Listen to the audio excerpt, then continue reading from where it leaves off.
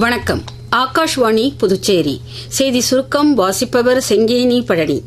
ஜார்க்கண்ட் மாநில முன்னாள் முதலமைச்சர் சிபு சோரன் மறைவிற்கு குடியரசுத் தலைவர் திருமதி திரௌபதி முர்மு, பிரதமர் திரு நரேந்திர மோடி ஆகியோர் இரங்கல் தெரிவித்துள்ளனர். பழங்குடி மக்களுக்கு அடையாளம் பெற்றுத் தருவதிலும் தனி மாநிலமாக ஜார்க்கண்ட் உருவானதிலும் முக்கிய பங்காற்றிய சிபு சோரன் மறைவு சமூக நீதிக்கு பேரிழப்பு என்று குடியரசுத் தலைவர் திருமதி திரௌபதி முர்மு சமூக ஊடகத்தில் கூறியுள்ளார்.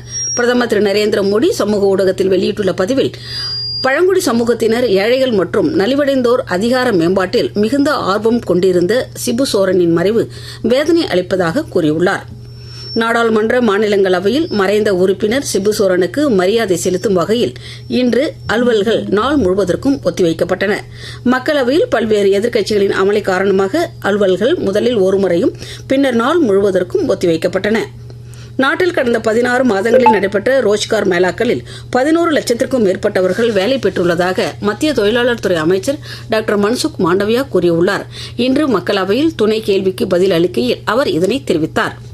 இன்று பிறந்தநாள் காணும் புதுச்சேரி முதலமைச்சர் திரு ரங்கசாமிக்கு பிரதமர் திரு நரேந்திர மோடி, மத்திய உள்துறை அமைச்சர் திரு அமித்ஷா, தமிழக முதலமைச்சர் திரு மு க ஸ்டாலின், புதுச்சேரி துணைநிலை ஆளுநர் திரு கைலாஷ் நாதன் உட்பட பல்வேறு தலைவர்கள் வாழ்த்து தெரிவித்துள்ளனர்.